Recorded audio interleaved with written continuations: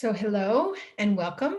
My name is Karen Eggleston. I'm director of the Stanford Asia Health Policy Program and delighted to welcome you to our webinar today on public-private collaborations in palliative care in Asia and beyond. We have two distinguished speakers. I'll first introduce them and then they will each talk, and we'll have some time at the end for Q&A and discussion.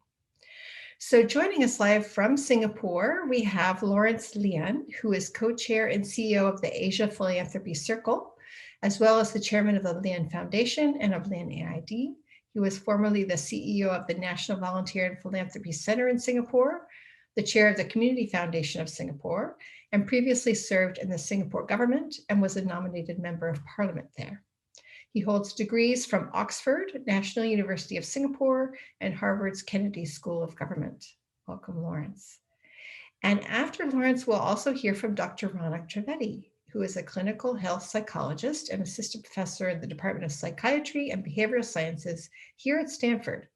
Among several roles at Stanford and the Veterans Administration Palo Alto Healthcare System, she's an affiliate of Stanford's Palliative Care Center of Excellence and serves as the Director of Caregiving and Family Systems at the Stanford Center for Asian Health Research and Education.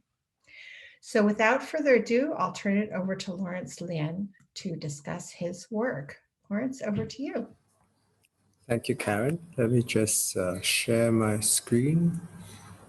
So I'm going to talk about public and private collaboration in palliative care in Asia. And I wanted to start with a bit of context on how I see the role of the philanthropy sector. And just sitting in Singapore, then I think you can repeat these diagrams in other parts of the world. And you see the size of the economy being really large, and the size of government expenditure in Singapore is particularly small relative to the size of the economy compared to many other countries, but still is big compared to the size of philanthropy, which is puny, and if the size of philanthropy everywhere is actually very small relative to the size of government budget, then really it pays to use resources more strategically. And if we are just stuck on the left side of this continuum in charity and service delivery, that's all good, but it doesn't really create the change that I think we need to create in the areas that we work in. So we spend a lot of time at APC, Asia Philanthropy Circle, and Lien Foundation looking at social change and policy change. And at Lien Foundation particularly, which is a family foundation that my grandfather started 40 years ago, we look at being radical in the sense of not just being innovative, but also getting to the root cause of problems, right? And also tackling issues that are not so common. So we've been working in the areas of early child education, elder care, and environmental sustainability, water and sanitation. Our focus particularly on end-of-life care, which we started in 2006, where we have been championing training, research, advocacy, and other projects. And we took this on because we see 24 million people needing palliative care in Asia each year, and many of them die with unnecessary pain. And also end-of-life care is really a taboo topic. People don't want to talk about it. They don't want to talk about how they wish to die and what the last wishes would be, and finish life with a lot of unfinished business. So we have worked at this through multimedia campaigns, design competitions, stage performances in the heartlands, and really using the arts not just to give knowledge, but to transform the minds and the hearts of people. And we have funded a lot of training programs for healthcare professionals, which I'll talk about in a minute, as well as funded lots of academic research. Overseas, we actively train doctors, nurses, and cancer centers particularly to set up palliative care services and improve access to pain medication. I think when we first started, we used a media campaign to bring sensitive issues to the fore, to not just spark policy debates, but getting people to talk about a taboo topic. So that this ad in the papers was a full-page ad, in the Sunday Times, our best read English paper. And so when you open it, it's an advertorial inviting you to read and discuss something that you never expect to discuss on a Sunday. On the right is our quality of death index. You have come across many quality of life indices in the world. Well, we wanted to use that, but for something very different, to rank palliative care across the world. We started this project in 2010 with the Economist Intelligence Unit to rank 40 countries on palliative healthcare. And one of the reasons we did this is because we knew that Singapore would not turn out well. We were actually 18 out of 40 countries, and that gave the impetus to the Ministry of Health here to do better. So we've got a 2020-21 version of this coming out this year. Filling the gaps, we set up the Center for Palliative Care at the Duke NUS Medical School. This was established in 2008 to become the leading academia center, facilitating research and education in the region, but particularly starting in Singapore.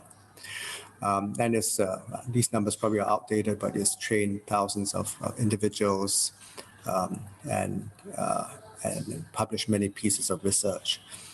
And well, this is an area of gap that Singapore government, has not invested enough in, and we're just very happy to play our role in promoting education and research in this forgotten area. And because the center was set up, it was also tasked to look at the national strategy for palliative care. So this was commissioned in 2011, and the three broad recommendations around service development, training and research, and public education awareness were accepted by the Ministry of Health for implementation. As I mentioned earlier, we have done quite a bit of work spreading impact recently through capacity building. This is the Lien Collaborative for Palliative Care that we have done with the Asia Pacific Hospice Palliative Care Network. And we have been working in countries like Myanmar, Bangladesh, Sri Lanka, India, and Bhutan since 2013. Basically training the trainers on the ground, and the trainers would train doctors, nurses, social workers, opening up much needed palliative care services in hospitals and cancer centers, and working with the government on the availability of pain medicines, like morphine. So for example, in India, we are on track to open up palliative care services in 100 cancer centers throughout India through this program.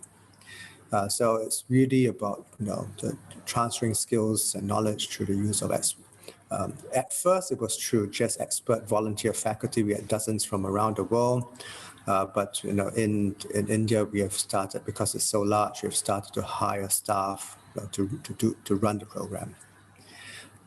So from you can see on the bottom left, from no services to much needed services in many of these hospitals.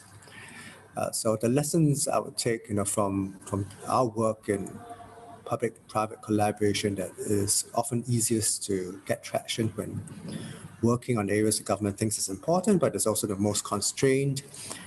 When we discussed this project, all these projects with our Singapore government, they said they're very happy that we take on end-of-life care, because if the government did more in this space, they felt that the population would push back and think that the government was just trying to save costs, by getting people to die faster.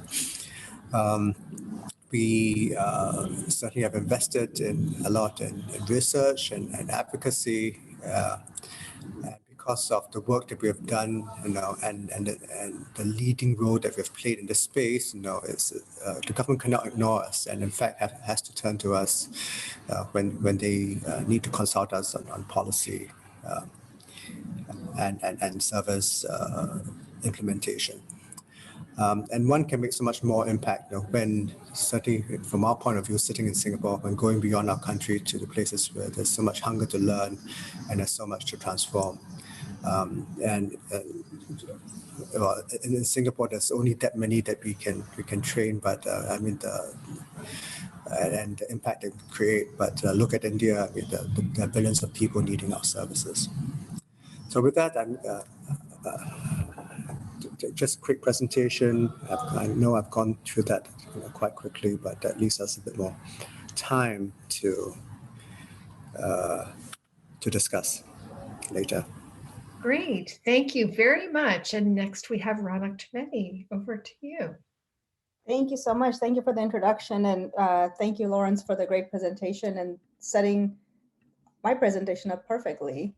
I'm a part of Stanford Care, and our work recently has been focusing on the unmet needs of South Asian women with breast cancer and their caregivers. And we're funded to do this through the Cambia Health Foundation, which is also a foundation that is focused on palliative care and end of life. When I put this number up, I want you to all think about what this could represent. It's a pretty big number. This is the unpaid care provided in the US by the 43.5 million caregivers in 2015. This number has most definitely gone up since this report for two reasons. One is in the report that just came out last year, there were 53 million, in fact, caregivers. So there's 10 million more caregivers. Also, we know that COVID has been disproportionately affecting people who had existing conditions. So there's a lot more caregivers than 50 million, 53 million that we had before. This is a pretty big number. It's a lot of zeros, and it rivals the market cap of some of these major players on the international scene.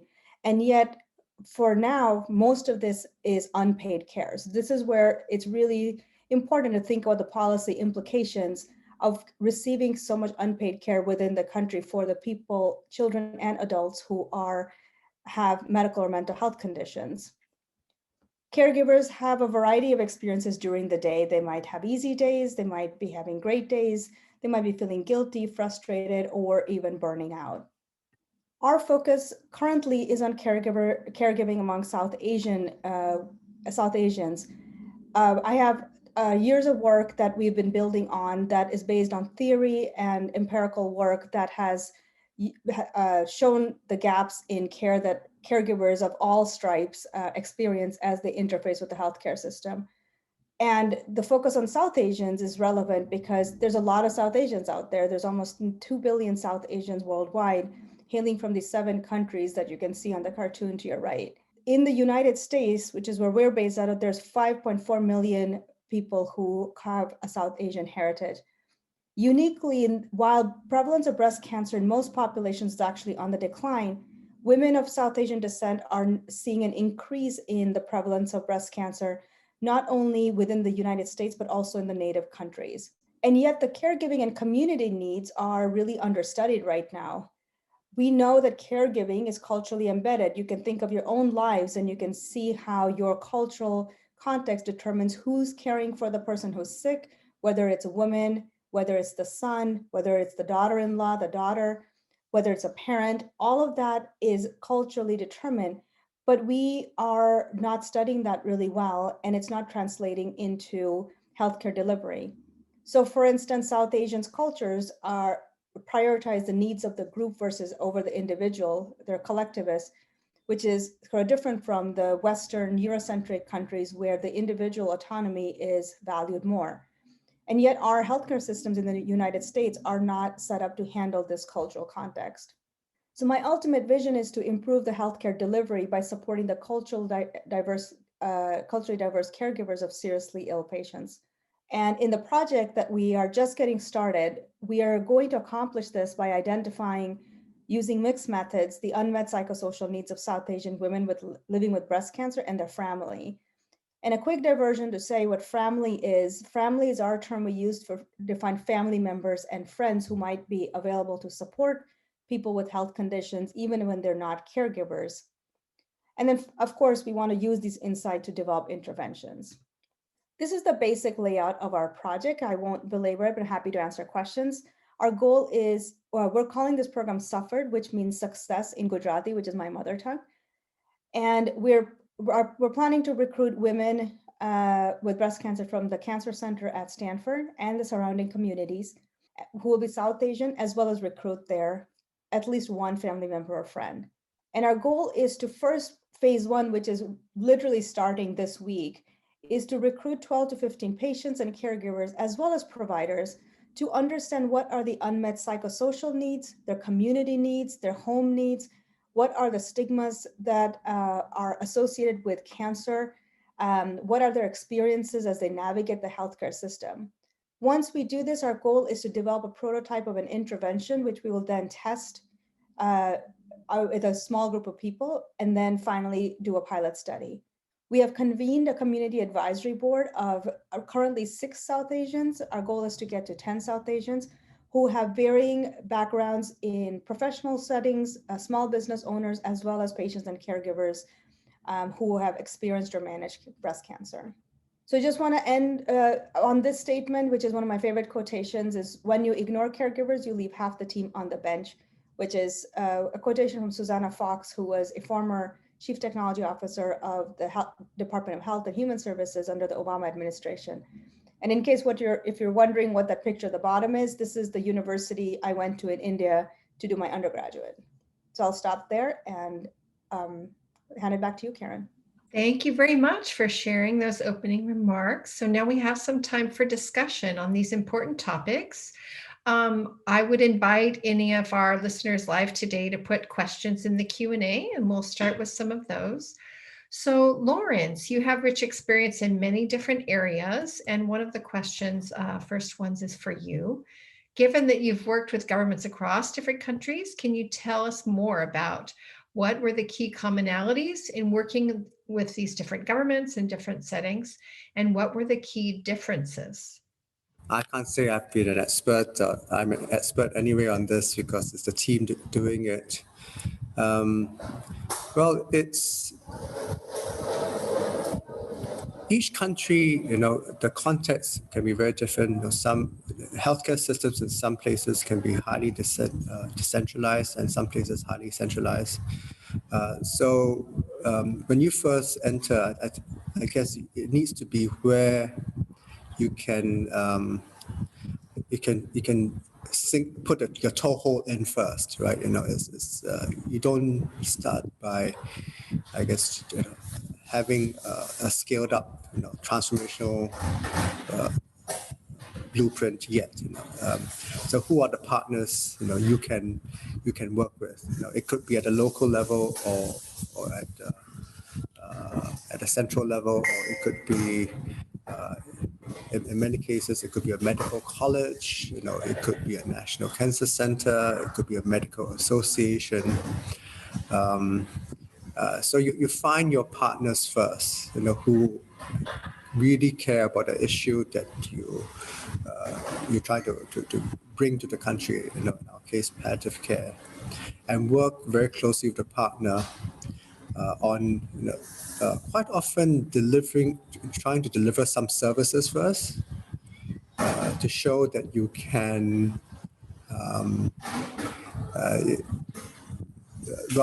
to show trust and to show competence. I guess that's important before you even engage at the Ministry of Health level, right? And so after some time, you can work at the local government level, or in many cases, if it's morphine salt programs, it's at a national level. We'll get to the right people at the national level to change policy. But I think it's important to show that you are there for the long term, that you're not that you are competent and build trust. Great. Thank you for sharing that. So related to that, how is it that you go about choosing your partners and settings to work in? And how is it that you work with them at the initial stages to build that trust and sort of develop a way of figuring out how the program is tailored and working in that setting, which may be quite different from Singapore? It starts with conversations, right? It starts with going in and seeing what needs to be done, and usually it's just people who invite you in because they've heard of your work elsewhere, and when you go in, the partner will bring you to meet the right people, and I guess it's a matter of what's your comfort level with them. I mean, it's about judging character quite often, judging the persons who are involved. That is the most critical. Beyond whether they technically are able to do it, that's less important. It's whether there is a fit in values and vision, I would say. And once you have that, I think that anything else can be bridged. So Ranak, did you have any comments on that about building trust and building those bridges? Yeah, Laurence clearly has oodles more experience than I do in this area, but it takes a lot more time and patience than you even think, knowing that you're going to need a lot more time and patience. And you never know what's going to actually capture some partner's imagination. So I can give you an example of the Indian Community Center locally. We've been trying to partner with them for a long time on our work, and it just hadn't landed necessarily. We would make a connection and then it just would, it would fizzle. But now with COVID and we kept reaching out, we also had the banner of Stanford Care behind us that helped. And it gave us the institutional credibility to reach out. So it's not individual investigators, individual scientists, but it was Stanford Care, sort of more of a concerted effort. And then it's also, you have to go in offering something before you ask something. And one of the challenges for those of you who might be interested in doing this kind of research, especially, is the thing you don't want to do is go in, take what the partner has to offer you and then leave, and then they never hear from you again. And that causes a lot of bridges to get burned along the way. And if they know you're representing an institution, then other people in that institution may also get that reputation, even though it wasn't them who led to that. So you have to go in offering something that the partner needs before you gain their trust and credibility for them to help you kind of with your mission. So whether it's doing presentations, doing seminars, meeting with people, offering a clinical service, whatever your specific expertise might be that the partner could benefit from, it's important to have that conversation and approach it with how can we help you? This is how we know that this partnership could be fruitful for our work, and we think it's mutually beneficial, but there might be things that you as an outsider can offer that they need. And sometimes it could be financial, and they might say, well, we're happy to do it, but people don't usually pay us for this, and we would like a small fee. And it's important to just have those conversations so that they know that you're not just in there to take, and you're there to also offer services, and then finding what's mutually beneficial. So now with the ICC, we've set up a seminar series, and I'm giving a talk with them next week, and then there'll be another talk in the fall, because it turns out the expertise I have that's not relevant to my project, which is I'm a clinical psychologist and can speak to mental health issues, is something that ICC is looking for somebody to do a talk on. So while that's not directly relevant to the project that I'll have us reach out to them, it's something that I'm able to offer happily. so that people in that community center can benefit from them, and it furthers their mission. Okay, great. So Laurence, a question for you. I know you spoke briefly about this in your opening comments, but if you could reflect a minute about what is the role of philanthropy in this broader ecosystem of funders and service delivery organizations. Obviously, there's a very large role of government, but there can sometimes be an important role and niche that philanthropy can play in certain systems. If you could reflect a minute on that and how the circle of philanthropists that you work with, what are some of the lessons they learn from each other? Can you give any example of a clear success, a clear failure that people learn from? We'd love to learn more about that. Going back to those circles that I presented, and how small philanthropy is, right? Even the largest foundation in the world, the Gates Foundation, I think that total expenditure, the total grant expenditure, would run maybe our Ministry of Education in tiny Singapore for 3 months, right? That gives you a sense of how, I think philanthropy is not best used in just service delivery. I see philanthropic capital quite often as risk capital, going to the most needed places to address things that real unmet needs that people are not focusing on, but doing things like advocacy, to put a spotlight on it, or to do innovative. When I talk about risk capital, I think philanthropists can quite often philanthropists have got entrepreneurial roots. They have the entrepreneurial skill set in their business or their family. They can take all these very difficult, complex problems, which quite often are also global, and innovate and try different things. Governments are not best placed to be innovative. Because I think it attracts a certain type of people, but because the bureaucracy also doesn't allow you to be. There's also a lot of political risk in in doing things that are untested. This is where I think philanthropy can play a huge role. So, in our foundation, for example, we most of our programs are innovative programs in the sense that they've never been done before.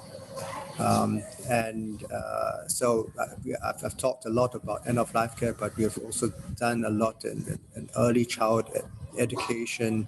We built the first inclusive kindergarten in Singapore to show that it's fine having kids with disabilities alongside kids who are normally developing in the same context, and so on.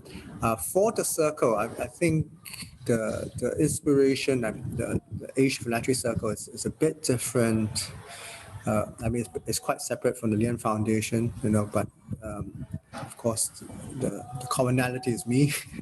I started this 6 years ago, as a platform for philanthropists around the region to come together to learn and exchange. Our thesis was that a lot of the problems that we are tackling are too big for just us individually to go alone. And we also saw too many philanthropists reinventing the wheel, making the same mistakes.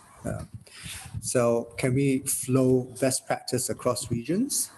And can we work together on bigger problems? So a great example of a success would be bringing school leadership development from India. We found a model, a great model in India, adapted it to great success in Malaysia and Indonesia, and now we're trying to bring it to the Philippines. So this is essentially a training program for in-service school leaders, principals, headmasters, and an executive coaching. And if you think executive coaching is good for any CEO, it's important for school principals who are CEOs of the school. In the area of healthcare, we've got a collective, and we've got a pooled fund addressing stunting. We call it 1,000 Days Fund in Indonesia. Most of the countries in Southeast Asia are lower middle income countries, but they shouldn't have the sort of stunting rates that we see, which is typically 1 in 3 in Indonesia, in the Philippines, in Myanmar. Of kids under 5, right? And so we're taking the Lancet recommendations, which means that you can't just tick off 1 or 2 areas. You need to make sure that 11 or 12 areas are ticked off from even before the child is born. Taking care of maternal health, and also looking at sort of nutrition sensitive, not just nutrition specific sort of areas. And we have sponsored over the last 2 years a major effort in Indonesia, in 4 districts. And individually, I think our members would not have been able to tackle such a big issue because we're working with government and changing the way government works, because at the end of the day, we want them to deliver these services after the project is done. They would have not done this on their own, right? So taking on a project much bigger than themselves. We've got an even more integrated project on early child development in the Philippines. So not just addressing nutrition and stunting, but also the early stimulation and development. Great. Well, thank you. I will come back in a minute to the palliative care question, but staying on this just for a minute, Laurence, because there's a question that's come in. Are there any case studies or examples where foundations have implemented what you've been talking about in terms of high risk, innovative interventions and pilots? And any examples where that kind of a pilot was deemed effective and successful and scaled up by government in Singapore, Southeast Asia, or elsewhere? With the Lien Foundation, I mean, we've had a few projects that have been taken over by government. So for example, I mean, we have sponsoring interdisciplinary teams to go into early childhood centers to pick up kids with mild to moderate learning and behavioral issues.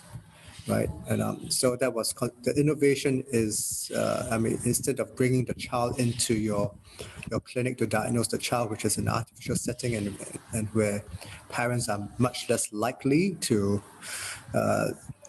agree. Now you go to the center and you go to the kindergarten or the childcare center with an interdisciplinary team and you observe.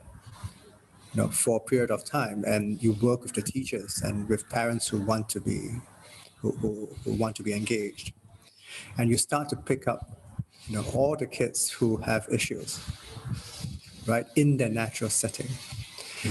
That was considered such a great success that it was picked up by the government and rolled out throughout the entire country, right? And if you think about it, wow, that makes so much sense. Why do you? I mean, the normal traditional delivery is, you sit in your clinic, and you wait for people to come through the doors, but that's usually only for the more serious cases, right? And it's not just identifying the kids; it's also working with the teachers and the parents in that school, in that early child center, on the individual sort of care plan, development plan for each child, because it'll be different. And in the process, you really teach the teacher to be a much better teacher, not just for those kids who have issues, but for every single child. We've had other programs in the early years as well.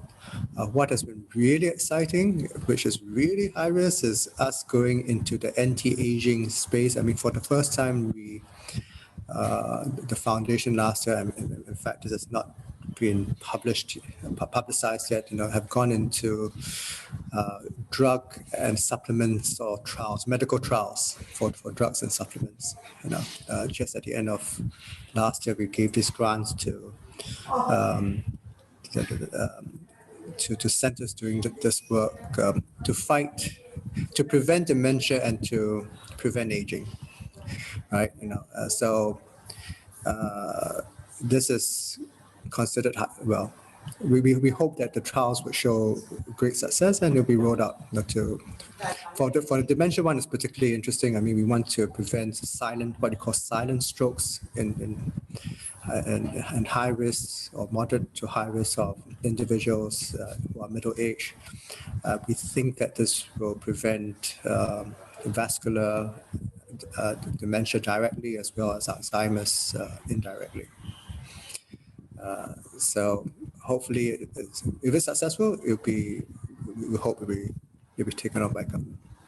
Thank you for sharing some of your work, both at the beginning of life and end of life. And we'll look forward to hearing about those randomized control trials, that gold standard for providing evidence for what works. So we'll look forward to hearing more about that. Coming back for a minute, maybe Ranak can take up one of the other questions that's come in. What might be some necessary policy shifts to tackle the issue of unpaid care work and women's unequal load that you touched upon, but maybe you could tell us more about that. Yes, thanks for that question. So as you sort of touched on, and to fill that out, 2/3 of all caregivers in the United States are women. And sorry, of course, that means 1/3 are men, meaning caregiving is an everyone issue, not a one person or the other issue. I was just reading statistics actually that in India, 80% of caregiving is provided by women. That did not shock me, just knowing my cultural heritage. And that's in the context of child care, elder care, illness care, all of the above. So I think the last year of pandemic has really showcased the challenges and what we need to do to provide caregiver support. If we think about all the things that we've needed I have a young child, so it's not healthcare caregiving, condition caregiving, but having flexible work schedules is an important policy shift. To make sure that caregivers stay within the workforce. So we know that caregivers often about 50% of caregivers will leave the workforce because of their caregiving responsibilities, especially when they provide intensive care. Laurence mentioned dementia. Dementia caregivers provide up to on an average, about 40 hours of care a week, which is a full-time job. So there's no way they can keep up with a professional workforce. And there are gender differences there as well. So men tend to purchase more care, whereas women tend to provide the care themselves. Men tend to provide more practical supports, whereas women tend to provide the practical as well as the emotional supports. So there's a lot of gender differences that have policy implications as well. There is a current proposal that the Biden administration has put out as part of their big infrastructure to invest in a lot of home care.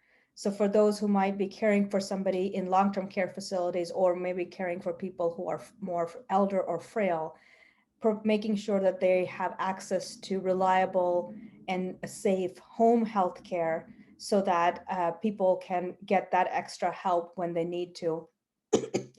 I work for the Department of Veterans Affairs. If you're not familiar with this, I don't have a sense of the audience.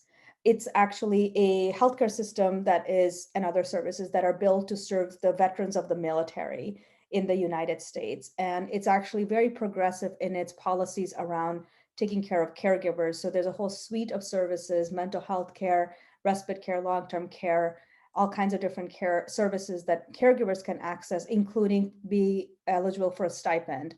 So if they're providing care for somebody who needs certain amount of hours or more, then they can apply, and if deemed eligible, can receive a stipend that goes directly to them to sort of defray some of that cost.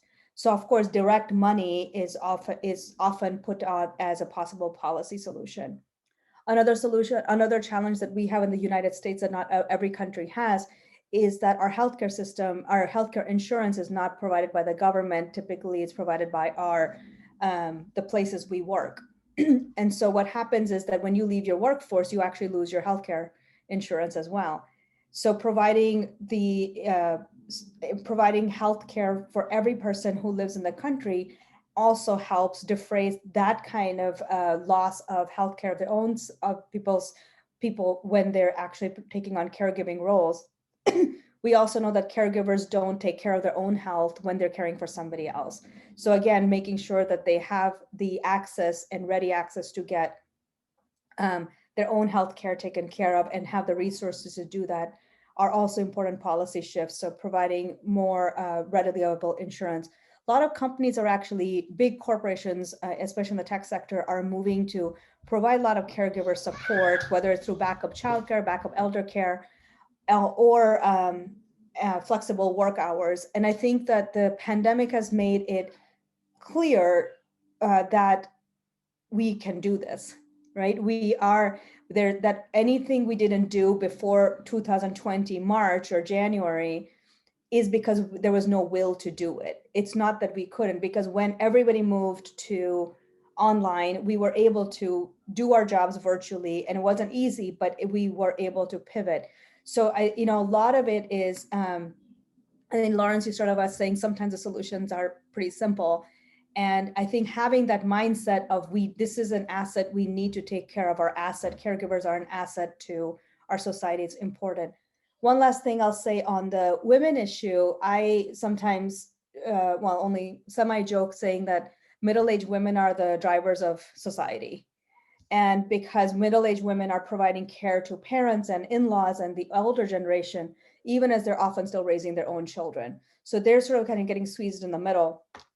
And so having flexible policies, allowing women to leave the workforce and enter without getting penalized for that, having better childcare, maternity leaves, and childcare policies, ensuring that there's reliable childcare from a very young age that's accessible to everybody, like daycares or preschools, all the way. All of those things can help with the women. And then I would say the last thing, but this is my last thing actually, is there's this really great book called Invisible Women, if anybody's interested in checking it out. And in that, they talk about sort of the infrastructure investments that you can make that help women. So they give these examples of how there is, in the context of the Rio Olympics, they redid the whole, there's this township, I guess, in Brazil that they redid because they wanted to kind of build this Olympic complex. And then they dismantled the structure that was already there. And what they had was a bunch of houses, and there was like a park in the middle. And so the kids would go out and play and everything. And what they wound up doing is relocating the entire families into this whole new thing that they built because they wanted that space to build the Olympic grounds. And as a result, and what they wound up building is like a lot of like high rises type of things. And then what happened is the children had no place to go, because what was happening is when children were going in a shared space that was in the middle, the different women, like somebody or the other was keeping an eye on it inadvertently, because they were sort of centrally visible to the whole community. But by creating these individual structures, each woman became responsible for her own child. She couldn't let that go. So those kind of infrastructure pieces that you don't kind of directly tie into caregiving, or making sure there's walkable paths for strollers, make sure there's better public transport, all those things that don't directly seem relevant to caregiving all have ripple effects on how well we can take care of people within our lives. Thank you. Yeah, and I'll turn back to Laurence to see if he has any further comments about that, and just to both of you to mention, as a health economist, this broader system question of financing for long-term care and palliative care. As you know, there's some systems that have national long-term care insurance, such as in Germany, but in Japan and Korea, but they have different systems, whether they allow you to use that money to pay a family caregiver, or only to use that money to pay for buying services elsewhere. And many of my students and others find it ironic that the Asian countries with a tradition of family caregiving do not allow that money to be given to the daughter-in-law for care, right? It's to purchase outside services. And so that is a way of thinking about how societies are making this trade-offs, and women's groups sort of making the case that if we want to actually help the caregiver in the home, maybe we have to finance for buying services outside the home, community-based services. But of course, Singapore and other systems you're working in, Laurence, have other systems or not, are thinking of other ways of financing long-term care and palliative care. So Laurence, I wonder if you have thoughts about this question about financing of care and the role of informal caregivers. I do not know too much about this space. I know, I mean, palliative care has certainly been much better funded, since we entered, this space. Partly also because I think it's such a short period of time compared to long-term care for chronic disease and other diseases.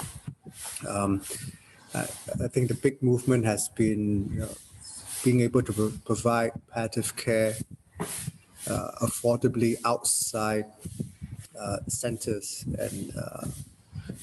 and hospices, right? Particularly at home, which has been a fairly large movement. 80% of people prefer to pass on at home, but yet usually 80% do it at hospitals in Singapore, right? The other way around. So just opening up like palliative care services at home and making it just assuring safety and affordability has been a major movement. But I think there's a lot of informal caregiving that is unpaid still. I mean, the financing has not been tweaked in Singapore to account for how much time, how much families, particularly women, have had to give up to take care of someone at home,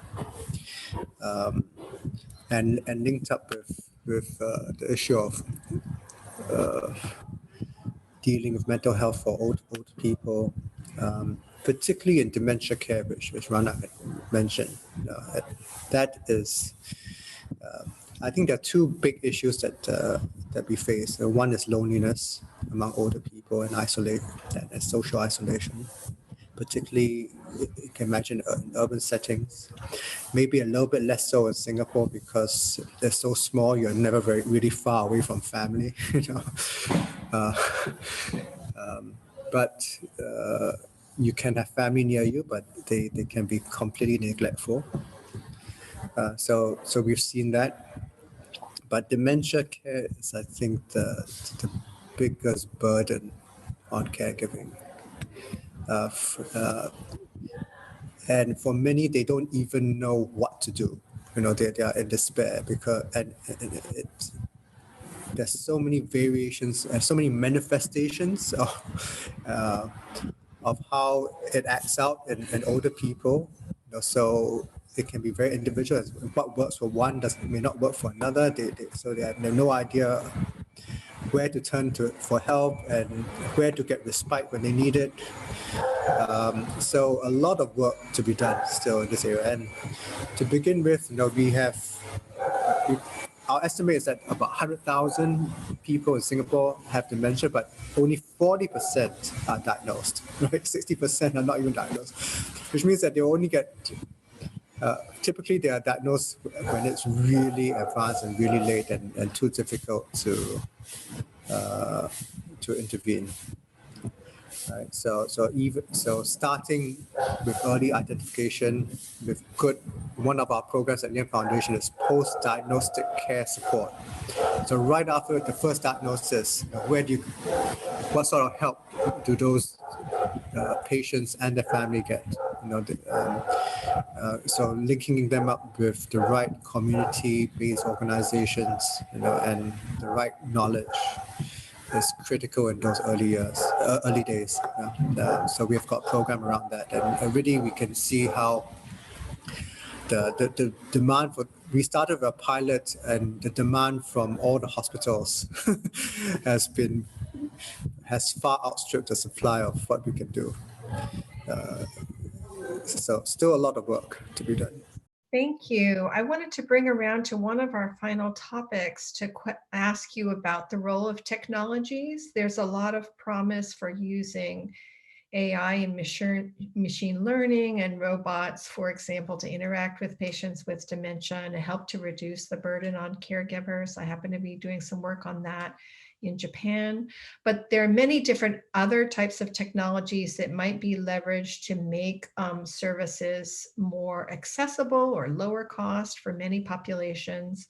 So if you could comment at all on the role of technology in care for dementia, or more broadly in palliative care and other aspects of your work, what do you think are the promise and the perils of leveraging these new technologies in this field?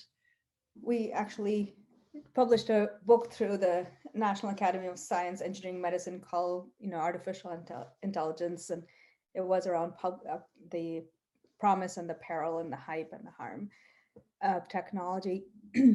There's a ton of promise. I think the issues around tech, there's accessibility issues. There's a lot of things you can tailor to people's needs.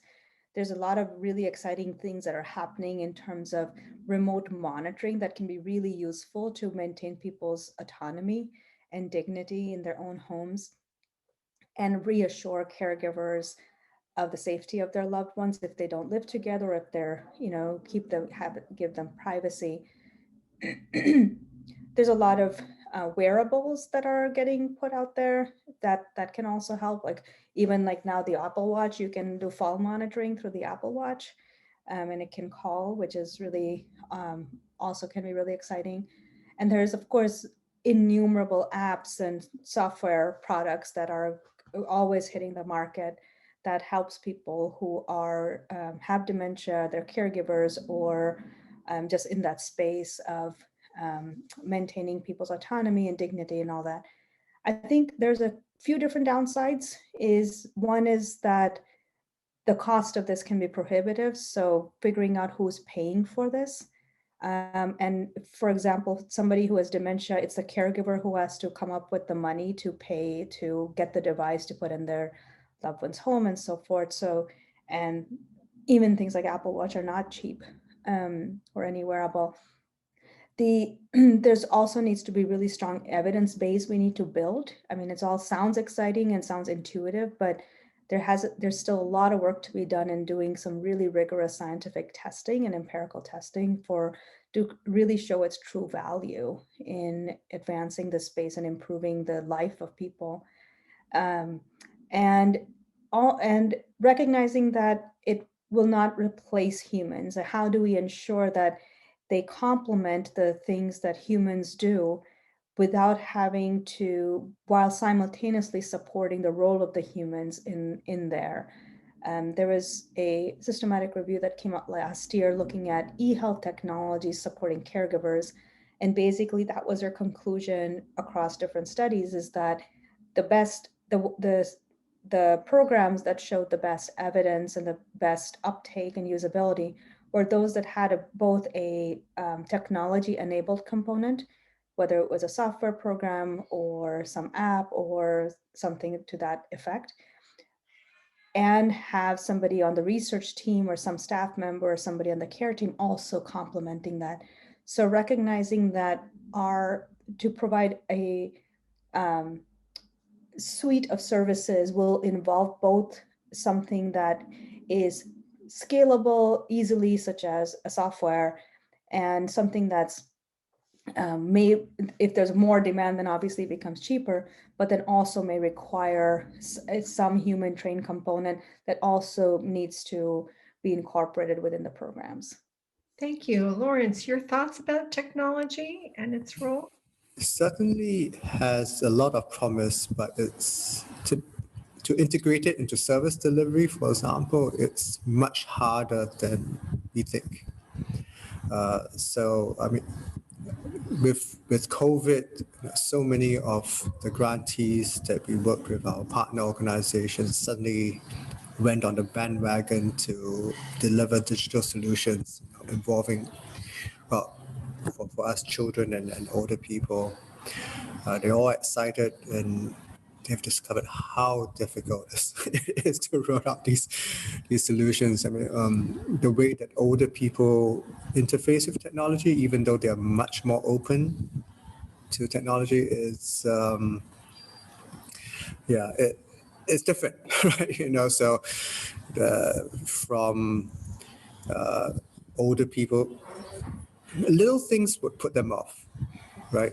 Using technology, So there were all these scams that going on, from post-COVID or during COVID, and that were in the papers, and immediately, and even though it's not linked, to the technology they're using, immediately older people will say, "Oh no, I." I don't trust this. It's not, I will stop using it.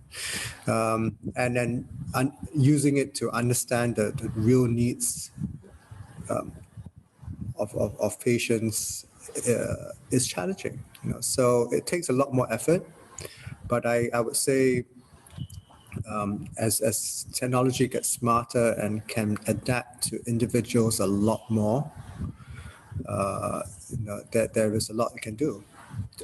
But back to Ranak's point, it is not to replace humans. It's to, I think, complement the work of humans and help human efforts much easier.